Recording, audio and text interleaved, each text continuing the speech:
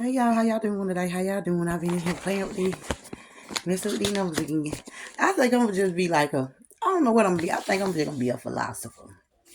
I don't know. But I ain't been here playing with these numbers again. And I've been looking at some of these words because I think sometimes that can be a little bit confusing as well in which they are used. So I'm not sure if this is what it's stating, but to me, thought is telling me this is what it's stating. And it doesn't mean that, you know, it's true or not, but, I'm just here to express what I'm trying to figure out. Okay, so the word subtraction, I think that is referring to sub, so that's whether something can compel or repel. That's what I'm thinking when we're talking about subtraction, talking about things that attract, things that do not attract. And then the word addition, I'm thinking that it refers to space. But um space in which one can touch and one cannot touch, if that makes sense. So I think like when doing numbers, it just depends on what it is that you're trying to find. So addition to me could mean or could be referred to as space. And then multiplication refers to time, clock time, or time and space. So I think that's why it's so confusing, and it doesn't. Sometimes the numbers don't add up like they supposed to logically to me, but I'm thinking that's why it's the way that it is. Um, I was listening and that's kind of what I got from it, but I'm not sure. I'm not sure. So, and then division, you're talking about, or I feel like it's referencing to separation of degrees. That's what I'm thinking. But like I said, I'm not sure. If somebody can let me know, then that would be pretty cool. If somebody can let me know, I want my lips to be white. They already be okay. So if somebody can let me know if that's that. And then I didn't really get to the cube and the square root, but um just listening for it, like I think that it's referring to different states in which they all can combine. That's what I'm thinking. I'm not sure though. I'm not sure. So that's what I had with that. That's what thought keep telling me about that. And then I wanted to know about bridge curves, right? So I had these, just a couple of fractions that I did, just small, and just random fractions. So I did, I had 5/6, I had 1/3, 1/2, and 1/6, something just small until I can get clarity. Then I can do the bigger numbers. So with bridge curvature or bridge curve, I did 5 times 3 times 1 times 6, and that gave me 90. And then I did 6 times 1 times 2 times 1, that gave me 12. So that would be 1290. 1290 would give me 1080. Then I used that base fraction method, and it gave, I'm gonna use that 12 because it's in the front. So that gave me 1/12. And then I did something different. So I have 1/12, but what I did, I added the 1 and the 2, and it gave me 1/3. Is that a possibility? Is that a possibility? I did another one, a bridge curve. I did another one. So I have the same fractions: 5/6, 1/3, 1/2, 1/6.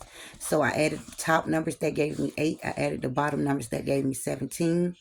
So then I had 17/8. 17/8 gave me 136. And then I used that front number because it's in front of the decimal. So I used that front number.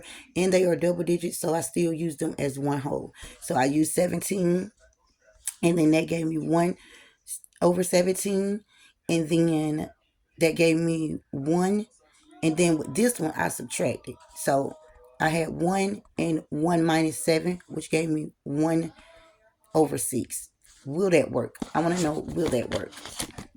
And to me, I just call it bridge curvature. I don't know what it's called, but that's what I call it. So then I had bridge peak. And this is with cube with 3 numbers. I have 3 numbers on the bottom, but I have 5 numbers on the top. So I call it a bridge peak cube. And I want to know if it works. So what I did, I have 5 over 216, and that gave me 10,530. And so then what I did, I added the 1. I add 1 and 1, and that give me, no, I did 1 and 5, that gave me 5. I did 1 and 3, that gave me 3. I did 1 and 0, that gave me 0. Okay, then I did 1 and 1, that gave me 1. 1 and 5, that gave me 5. 1 and 3, that gave me 3. And then 1 and 0 gave me 0. So I have 1530, and I also have 580. So then when I did that, I did 5 3, that gave me 8. And then I did 5 0. And then that gave me 0. But with the 5 3, I added that one instead of multiplying. So I added that one. So it's called bridge peak because I'm mixing in. I'm trying to figure out, when you mix in the numbers, do you still get the same if you just use it with one particular set of symbols or whatever you want to call it? I don't know what it's called. So that gave me 1140. So I got 1140. So I did 1 and 4. That gave, no, I did 1 and 1. That gave me 1. I did 1 and 4. That gave me 4. I did 1 and 0. That gave me 0. So then I did 1 and 4. That gave me 4. And then I did 1 and 0. That gave me 0. So I have 140 and 40. That gave me 180. So I want to know, do that work? Is that a possibility? So another one that I tried, but this one was with addition and subtraction. So I did 216 plus 5, that gave me 221. So 2.21 give me 42. And I did the base fraction, and I put the 2 there, of course, and that gave me 1/2. And then I did the subtraction. I did 216 minus 5, that gave me 211. 2.11 gave me 22. I used the base fraction 2, and that gave me 1/2 as well. So I want to know if that works. I'm not sure if that works tonight. I don't really have a lot of access to a lot of stuff, so I don't know. I'm just going off what my brain's saying. Okay, so then I did 3, and then I have the fraction. So 3, or you can say 3 cube if you want to. I did cube and I did square. So when I say 3, that's what I'm talking about. So I have 3 and 1 over 3, they gave me 27 3. Then I have 3 and 1 over 6, they gave me 216 6. And then I did 3 and 1 over 2, they gave me 8 2. So what I did, I added all those numbers, it gave me 25 21. So 25 21, that gives me 252. And then I did 25, of course, because that's the base fraction. So I did 25, that gave me 1 over 25. And I also did 2 and 5, which gave me 10. And then I used 2 as the base fraction, and that gave me 1 over 5. If I revert that, as if I were multiplying, it'll be 5 over 1, so that it gives me the whole number of 5, if that makes sense. Okay, then I did so I would put 5 on the top. I put 5 on the top, so that'll be my top hole. So then I did the square. So I did 2 and 1 over 3. That gave me 9.3. I did 2 and 1 over 6. That gave me 36 6. And then I did 2 and 1 over 2. That gave me 4 2. So I added all those up, and I came up with 501. And then, of course, I did the base, which is 5, which gave me 10 over 5, which gave me 2 as a whole. Or I tried 50.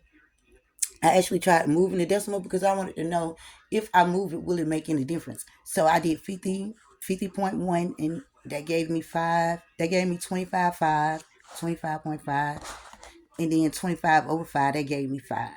So I want to know, will that work? And that would be my top base as well. Either one of those, I feel like it would be my top hole. And the reason why I'm using 3 and 2, because 3 and 2 is 6. Okay, and 6 was the I I guess you could say the adequate fraction. I'm not sure what to call it. So then I wanted to find an answer for the bottom. So what I did, I have that 25, 21, and then I have 501. Those numbers are already established. They gave me 3022. So 30.22 gave me 660, and 660 I got 360, and then of course I did my 6, and then they gave me 1/6. If I revert that, if I was multiplying, that'd be 6/1, which would give me the number 6 as a whole. So it'd be 5/6. That would be a fraction for that. But I'm not sure if that's how you do it. That's why I'm asking, and I'm asking for help because I need some help with this. Okay, so then I had I don't even know how to read this. I don't even have no clue how to read what I wrote down, but um I would just have to show a picture of this because I don't even know how to read it.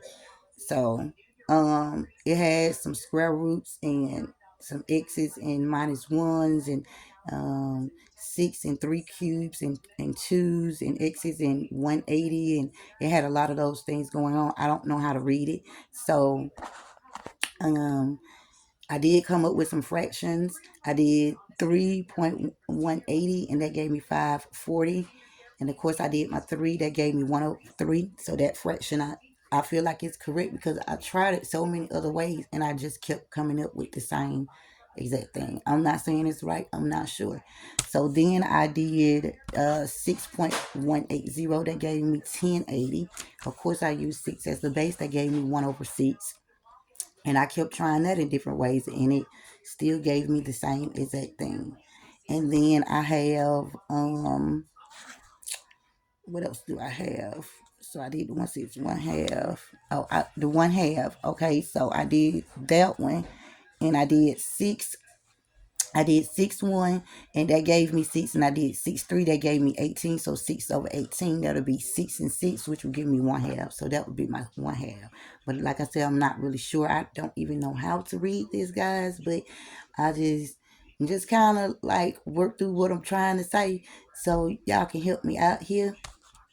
Um, then I did 3.